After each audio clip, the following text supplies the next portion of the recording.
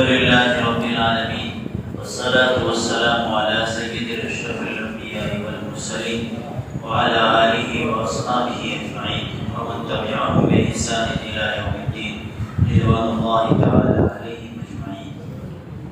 أما بعد أعوذ بالله من الشيطان الرجيم. بسم الله الرحمن الرحيم. قل هو الله أحد الله الصمد لم يلد ولم يولد ولم يكن له كفوا أحد. صدق اللہ العظیم. میرے محترم بھائیو دوستو بزرگو، یہ قرآن مجید کی چھوٹی سے چھوٹی سورت ہے. اس سورت میں 4 آیتیں ہیں اور اس سورت کا نام ہے سورہ اخلاص. یہ مکہ میں نازل ہوئی اور اس کے نازل ہونے کا ایک واقعہ ہے. ایک واقعے کے تحت اس کو اتارا گیا ہے. یہ اس لیے اتاری گئی کہ مکہ کے مشرکین جو بت پرستی کرتے تھے، بتوں کی پوجا کرتے تھے، انہوں نے ایک مرتبہ اللہ کے نبی صلی اللہ علیہ وسلم سے کہا کہ محمد، تم جس خدا کی طرف ہمیں بلاتے ہو، جس رب کی طرف آپ ہمیں دعوت دیتے ہو، ہمیں یہ بتاؤ کہ وہ رب کیسا ہے، وہ کس طرح سے ہے اور اس کی شان کیا ہے اور وہ کس جیسا ہے. تو اس سوال کے بارے میں، ان کی زبانوں کو خاموش کرنے کے بارے میں اللہ رب العزت نے یہ سورت نازل فرمائی، جس میں اللہ تعالیٰ نے اپنا تعارف کروایا کہ میں کیسا ہوں، میری ذات کیسی ہے، میں کس طرح سے ہوں. اور اتنا شارٹ، اتنی جامع بات اللہ تعالیٰ نے فرمائی ہے کہ آسان سے آسان لفظوں کو اس میں اتار کر کے کہ جو ہر انسان کو یاد رہے. اور یہ اتنی چھوٹی آیت ہے کہ ہر ایک کو یاد ہوتی ہے، لیکن بس فرق اتنا ہے کہ اس کو سمجھ کر پڑھنے کا دھیان ہمیں نہیں ہوتا. اس کے بہت سے فضائل ہیں. اس کی فضیلت یہ ہے کہ اگر کوئی سورہ اخلاص کو، قل هو اللہ احد کو 1 مرتبہ پڑھے تو تہائی قرآن مکمل کرنے کا ثواب ملتا ہے. اور اگر اس کو کوئی 3 مرتبہ پڑھے تو 3 پوری قرآن 1 مرتبہ پڑھنے کا ثواب ملتا ہے. اس سورت میں توحید کو، رسالت کو اور آخرت کو، 3 عقیدوں کو بیان بھی کر دیا ہے. یعنی اللہ پر توحید، رسول پر رسالت کو تسلیم کرنا، اور زندگی دنیا کی ختم ہوگی اور آخرت میں جانا ہے. اس کی پہلی آیت ہے قل هو اللہ احد.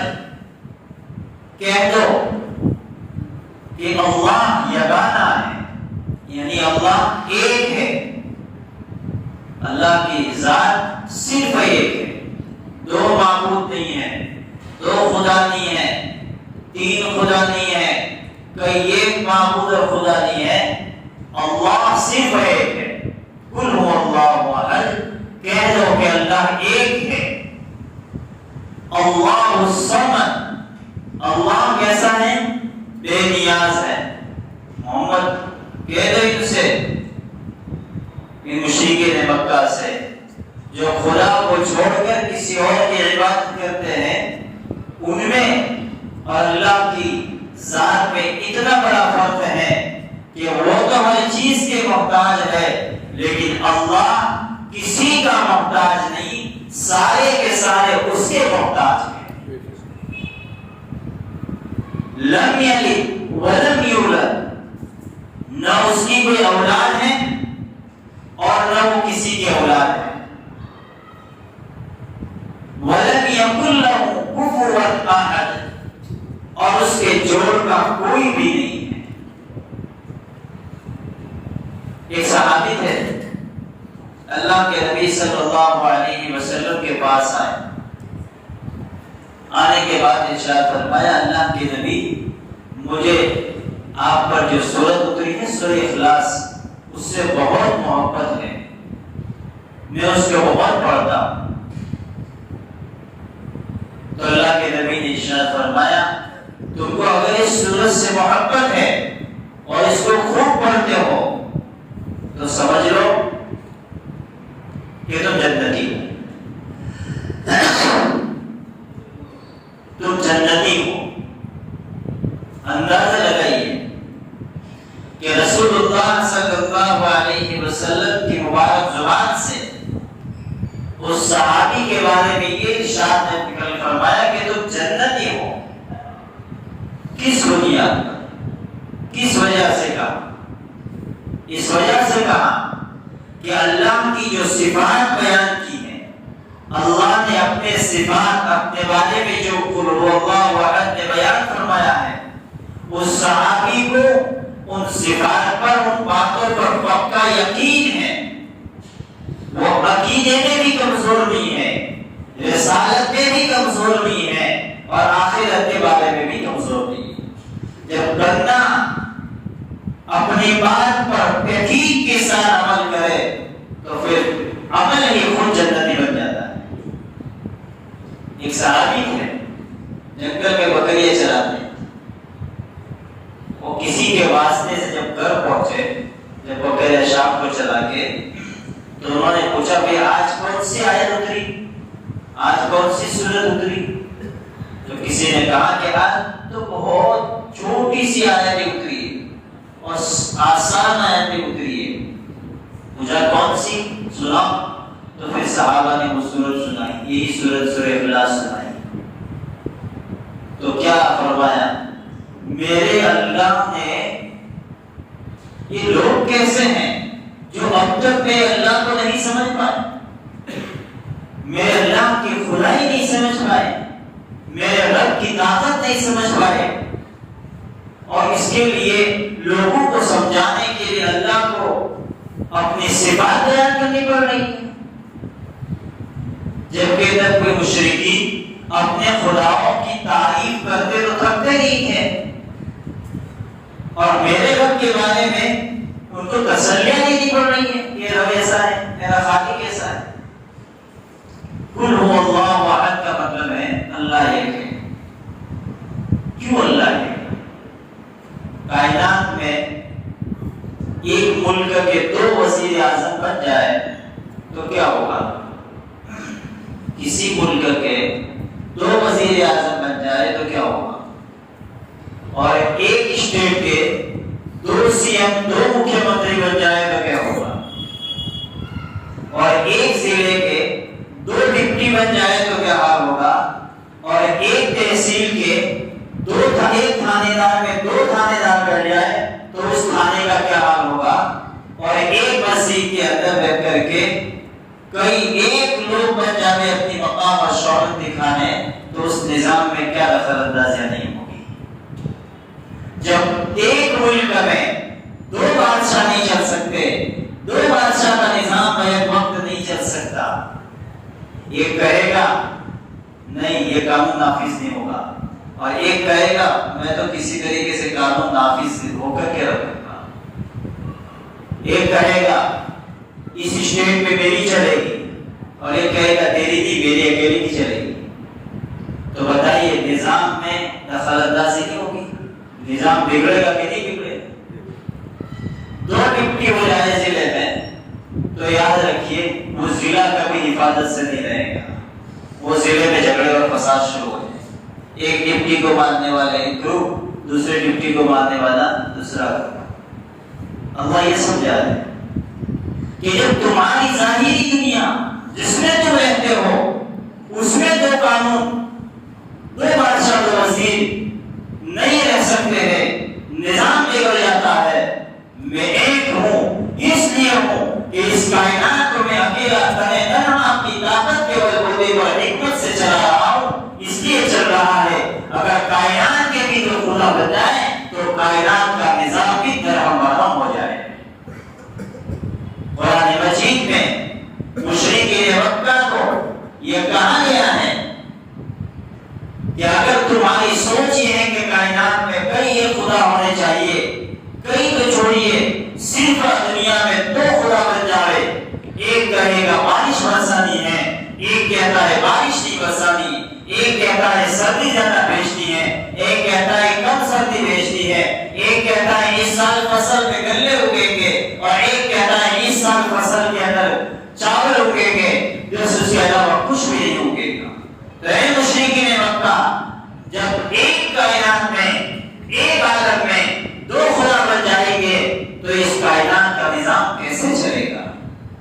اللہ بتا دیا قل هو اللہ احد، اے دنیا والوں میں تنہا تنہا اکیلا ہوں، یا اتنا اکیلا ہوں کہ میرا کوئی پارٹنر بھی نہیں ہے، میرا کوئی پارٹنرشپ، میرا کوئی شریک نہیں ہے، میں اپنے اکیلا ہی چلاتا ہوں نظام میں، کوئی دخل اندازی نہیں ہے۔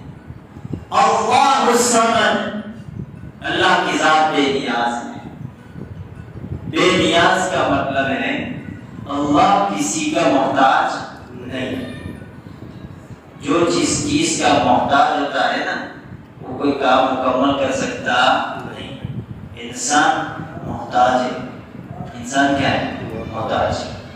وہ خود کا اپنا ہی کام نہیں کر سکتا، دوسروں کا تو چھوڑی، خود پر کچھ کبھی پریشانی آ جاتی ہے تو اس پریشانیوں کا کوئی سولوشن نکالتا ہے؟ نہیں نکال سکتا۔ سارے نظام میں اللہ وہ ہے کہ وہ کسی کا محتاج نہیں، اور سارے کے سارے اس کے محتاج ہیں، سارے کے سارے اس کے محتاج ہیں۔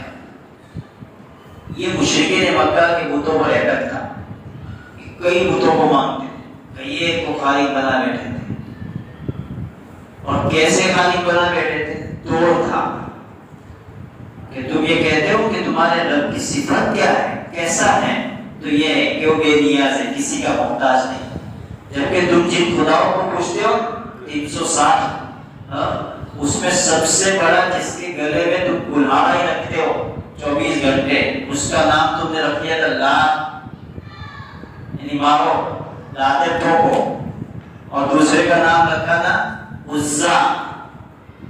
یہ تو بڑے خدا تھے، اور پھر اس کے نیچے تھے کیا تھے؟ بارش برسانے والا، غلہ دینے والا، دینا تو کوئی کسی کو نہیں تھا۔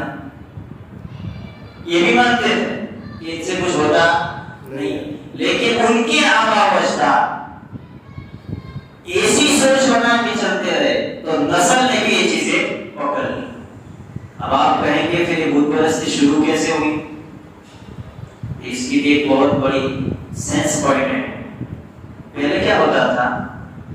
جب کسی امت میں اللہ نبی بھیجتے تھے تو وہ نبی دنیا میں رہتے، کام کرتے، اور ان کے ساتھ ایمان والے ہوتے، تو ایمان والوں میں بڑے بڑے ولی بنتے، بزرگ بنتے۔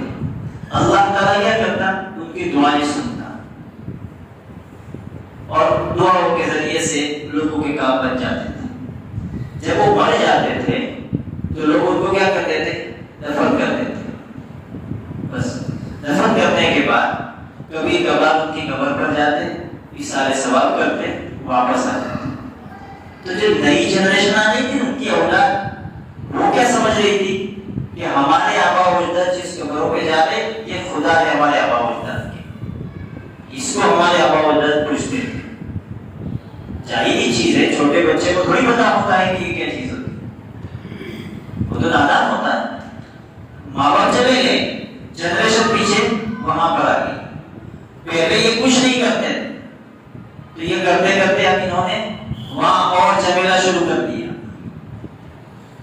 جب یہ چلے گئے تو کہا کہ اگر یہ دور دور رہنے کے گھر سے تو ایک کام کرو، ان کی تصویر بنا دو، اسٹیچو بناؤ، باڈی بناؤ ان کی۔ تو انہوں نے ان کی ایک شکل کی پتھر کے اوپر گھر کر کے بنا دی، باڈی بنا دی، اور اس کو گھر میں رکھ دیا برکت کے طور پر، تبرک کے طور پر۔ ایک جنریشن تو یہاں تک خالی مانتے تھے کہ دعا کرو، اس کے بعد کی جنریشن مکمل آ گئی، یہی سے ہوتا ہے، یہی معبود ہے۔ اور تیسری جنریشن جب آئی تو اس نے یہاں سے اٹھا کے سیدھا گھر میں کہ یہاں پہ چل کر آنا پڑے گا، پیسے خرچ ہوں گے، لاؤ پوری برکتی گھر میں لا کے رکھتے تھے تو کوئی پریشانی، تو انہوں نے تانچوں میں سجا دیے، گھر میں سجا دیے، دکانوں میں سجا دیا۔ اس کے بعد کی جو جنریشن آئی انہوں نے کہا کہ جب ہمارے آؤ ان کو پوچھتے تھے تو پھر یہ گھر میں کیوں رہے، پھر ان کو باہر مارکیٹ میں لاؤ، تو پھر یہ مارکیٹ میں چلا۔ چلتے چلتے چلتے ایک نبی سے لے کر دوسرے نبی تک کے بیچ میں اتنا غیب ہو جاتا تھا کہ ان کو سمجھانے کے لیے کوئی نہیں ہوتا تھا، تو پھر یہ قوم آہستہ قبر پرستی سے ہوتی ہوتی بت پرستی تک پہنچ جاتی تھی۔ تو مشرکین مکہ میں سب سے زیادہ بت پرستی اس طرح سے تھی کہ عیسیٰ علیہ السلام سے لے کر کے ہمارے نبی کی پیدائش سے 550 سال کا فاصلہ ہو چکا۔ کتنے سال کا؟ 550۔ اب بتائیے 550 سال میں کتنی جنریشن گئی ہوگی، کتنی پیڑیاں گئی ہوگی، کتنے خاندان کی خاندان نسل دارے پلٹے ہوں گے۔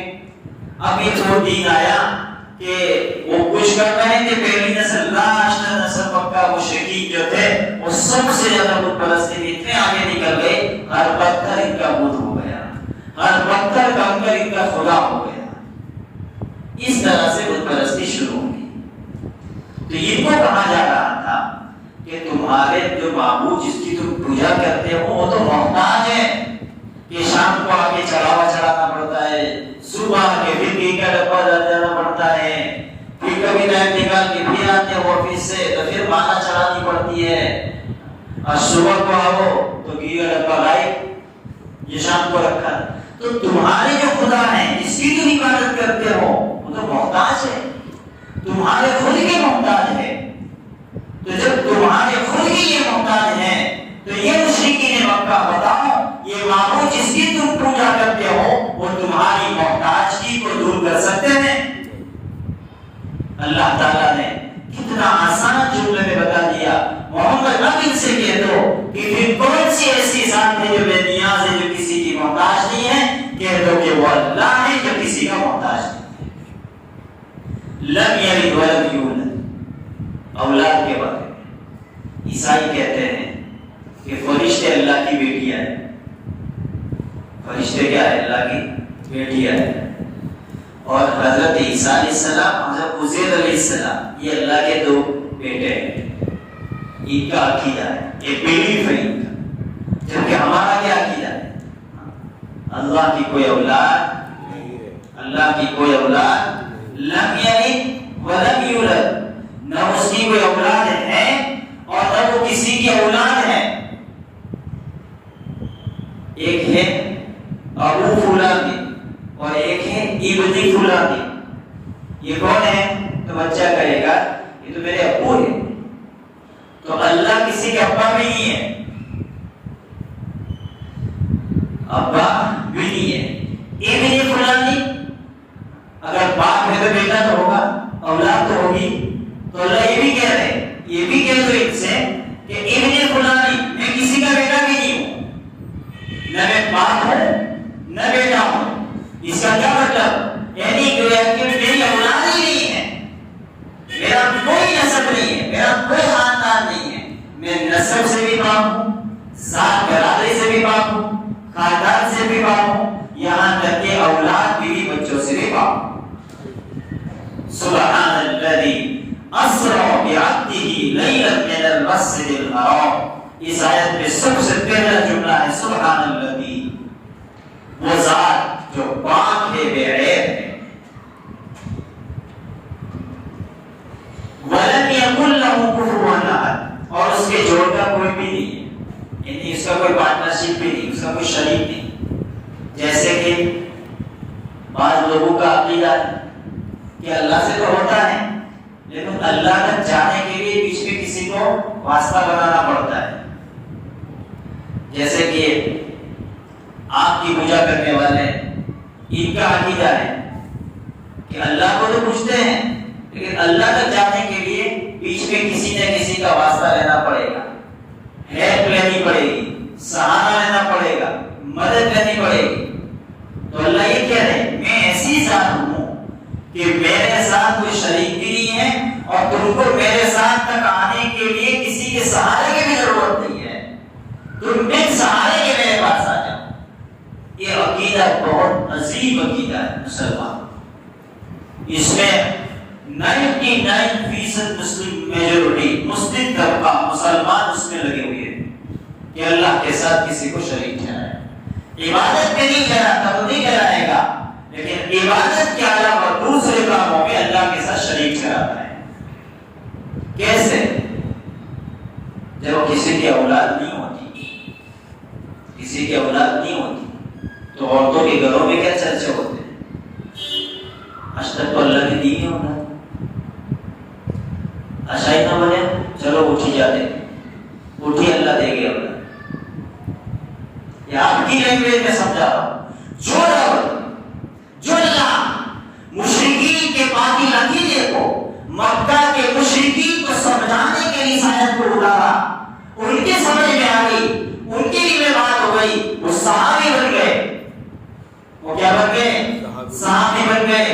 اور 1400 صدی کے مسلمانوں کے پاس نبی سے ہوتا ہوا اب تک قرآن آیا ہے، لیکن وَلَمْ يَكُنْ لَهُ كُفُوًا أَحَدٌ، ہر نماز میں پڑھتے ہوں گے، ابھی تک سمجھ نہیں آیا کہ اللہ کا کوئی پارٹنرشپ نہیں ہے اور اللہ تک جانے کے لیے کسی سہارے کی بھی ضرورت نہیں ہے۔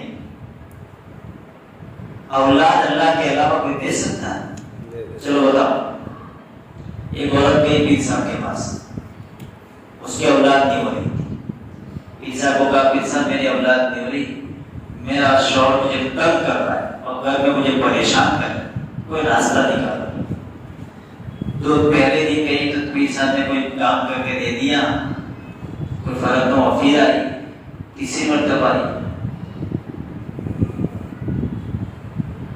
تیسری مرتبہ پیر صاحب سے کہا پیر صاحب تمہارے بیوی بچوں سے تو ملنا ہے، تم سے تو مل نہیں ہے، تمہارے بیوی بچوں سے ملاقات ہو جائے۔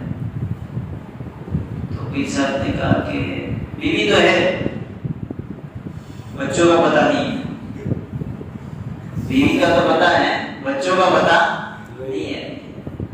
تو عورت سمجھی کہ ہو سکتا ہے بچے وہیں باہر ان کو بتاتا ہوں، تو چلو تمہاری عورت سے مل۔ تو ملنے گئی وہ عورت، بات ہوئی، اس کے بعد کہا بڑھیا، وہ بھی بڑے ہو رہے پیر صاحب، تو بھی میرا نہیں پوری ہو رہی ہے، دونوں پوری۔ اب بڑھاپے میں تمہاری اولاد کو بلا تو چاہتی ہو، آ کے تمہاری خدمت کرے، تمہارے سہارے میں ہاتھ لگائے۔ اشائی پیر بنو بیٹھو سا، مارو جبرا دس دنیا کا اولاد دینا بیٹھو سا، یہ میری کا اولاد نہیں ہے اور دنیا والوں کو اولاد دینے کے لیے۔ تو عورت کہنے لگی تمہاری اولاد نہیں ہے؟ نہیں ہے، 50 سے پار دونوں ہو گئے، میری بھی اولاد نہیں۔ تو پیر صاحب تو 3 مرتبہ چکر کھلا دے، اولاد کی چکر میں، تو تمہاری تو اولاد چکر میں نہیں، میری اولاد کیا کی چکر میں ہوگی؟ یہ ہے اولاد دینے والی ذات اللہ کی، کس کی ہے؟ اگر اللہ کے علاوہ اولاد دینے والی کوئی ذات ہوتی تو اللہ کے خلیل ابراہیم علیہ السلام اللہ کو چھوڑ کر کسی اور کے پاس اولاد لینے جاتے۔ مسلمانوں قرآن کہتا ہے وقت کے خلیل نے 86 سال تک اولاد کے لیے اپنی جوڑی اللہ کے علاوہ کسی کے سامنے نہیں پھیلائی۔ سینس پوائنٹ ہے، سینس پوائنٹ ہے مسلمان، کوئی حاجت روا بھی نہیں اللہ کے علاوہ، کوئی ضرورتیں پوری کرنے والا اللہ کے علاوہ۔ اگر اللہ کے علاوہ دنیا میں کوئی ضرورت پوری کرنے والا ہوتا تو دنیا میں کوئی غریب نہ ڈھونڈتا، وہ غریب انہی سے محتاج کی دور کر دیتا۔ لیکن اللہ وہ ہے، وہ ذات ہے جو سب کو دیتا ہے اور اس کو کسی چیز کی ضرورت نہیں ہے۔ روزی میں بھی صفات میں بھی ہوتا رہا، اللہ کے ایک نام ہے اللہ، یہ صفاتی اعظم ہے، اس میں اعظم، اچھا نام، بہترین نام، ڈھوکتا بھی نہیں، اس کا مطلب کہ بے عیب۔ اور اللہ کے صفاتی نام کتنے ہیں؟ 99۔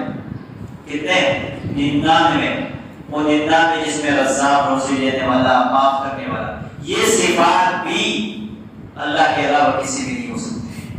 اللہ کے علاوہ کوئی روزی دینے والا ہے؟ بتاؤ. سلیمان علیہ السلام دعوت کرنے چلے تھے ساری مخلوق کی، ایک ہی لقمے میں مچھلی کھا گئی. تو سلیمان علیہ السلام کہنے لگے اللہ یہ کیا ہوا؟